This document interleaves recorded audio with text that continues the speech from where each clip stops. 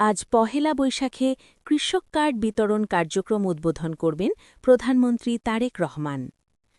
টাঙ্গাইল সদরের শহীদ মারুফ স্টেডিয়ামে অনুষ্ঠিত হবে এই উদ্বোধনী অনুষ্ঠান। 4 স্তরে নিরাপত্তা বলয়। ত্রয়োদশ দর্শক শীর্ষ সংবাদে স্বাগত। শুনছিলেন শিরোনাম। আমাদের সহকর্মী লিয়াকত হোসেন জনির তথ্য ও ভিডিও চিত্রে এবার বিস্তারিত। প্রধানমন্ত্রী তারেক রহমান বাংলা নববর্ষ ১৪৩৩ উপলক্ষে আজ ১৪ এপ্রিল মঙ্গলবার দেশের 10টি জেলায় পরীক্ষামূলকভাবে কৃষক কার্ড কার্যক্রমের যাত্রা শুরু করবেন। আজ সকাল 10টায় টাঙ্গাইল সদরের শহীদ মারুফ স্টেডিয়ামে এই উদ্বোধনী অনুষ্ঠান হবে। প্রশাসন ইতিমধ্যে কৃষক কার্ড বিতরণ কার্যক্রম উদ্বোধনী অনুষ্ঠান সফল করার সকল প্রস্তুতি সম্পন্ন করেছেন। এছাড়া টাঙ্গাইল জেলা বিএনপির নেতৃবৃন্দ উদ্বোধনী অনুষ্ঠান ব্যাপক উৎসাহ উদ্দীপনার মধ্য দিয়ে সফল করতে বিভিন্ন পদক্ষেপ গ্রহণ করেছেন। শনিবার ১১ এপ্রিল তথ্য ও সম্প্রচার মন্ত্রণালয় এক চিঠিতে জানায়, এই কর্মসূচির অংশ হিসেবে দেশের 10টি উপজেলায় একযোগে কৃষক কার্ড কার্যক্রমের যাত্রা শুরু হবে। উপজেলাগুলো হল টাঙ্গাইল সদর, পঞ্চগড় সদর, পঞ্চগড়ের বোদা, বগুড়ার শিবগঞ্জ, ঝিনাইদহের শৈলকুপা, পিরোজপুরের নেসারাবাদ, কক্সবাজারের টেকনাফ, কুমিল্লার আদর্শ সদর, জামালপুরের ইসলামপুর, রাজবাড়ীর বোয়ালন্দ এবং মৌলভীবাজার জুড়ি।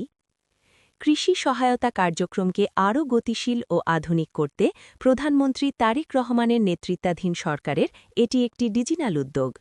এই কার্ডের মাধ্যমে ভূমিহীন, ক্ষুদ্র ও প্রান্তিক কৃষকরা সরাসরি সরকারি ভর্তুকি, ঋণ এবং কৃষি উপকরণের সুবিধা পাবেন। মধ্যস্বত্ববুদ্ধিদের দৌরাত্ম্য বন্ধ করা এবং কৃষকদের জন্য ন্যায্য মূল্য নিশ্চিত করাই এই উদ্যোগের মূল লক্ষ্য। কৃষি মন্ত্রণালয়ের অধীনে কৃষি সম্প্রসারণ অধিদপ্তর DAE এই কর্মসূচি বাস্তবায়ন করবে। এই কর্মসূচির আওতায় প্রত্যেক ভূমিহীন, প্রান্তিক ও ক্ষুদ্র কৃষক আর্থিক অনুদান হিসেবে গড়ে ২৫০০ টাকা সমমূল্যের ভর্তুকি বা কৃষি উপকরণ পাবেন। সোমবার ১৩ এপ্রিল টাঙ্গাইল শহীদ মারুফ স্টেডিয়ামে সমাবেশস্থল পরিদর্শন ও কাজের অগ্রগতি দেখতে যান বিএনপির ভাইস চেয়ারম্যান ও মুক্তিযুদ্ধ বিষয়ক মন্ত্রণালয়ের মন্ত্রী অ্যাডভোকেট আহমেদ আজম খান, ডাক, টেলিযোগাযোগ ও তথ্য প্রযুক্তি মন্ত্রণালয়ের মন্ত্রী ফকির মাহবুব আনাম, কৃষি, মৎস্য ও প্রাণী সম্পদ মন্ত্রী মোহাম্মদ আমিনুর রশিদ, টাঙ্গাইল সদর আসনের সংসদ সদস্য ও মৎস্য ও প্রাণী সম্পদ প্রতিমন্ত্রী সুলতান সালাউদ্দিন টুক্কু এবং যুব ও ক্রীড়া প্রতিমন্ত্রী আমিনুল হক।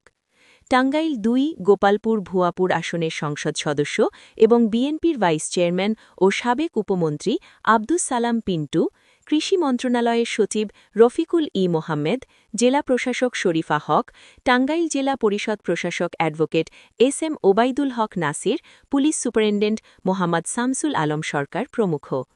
ছিলাম শীর্ষ সংবাদে। আমাদের সাথে থাকার জন্য ধন্যবাদ।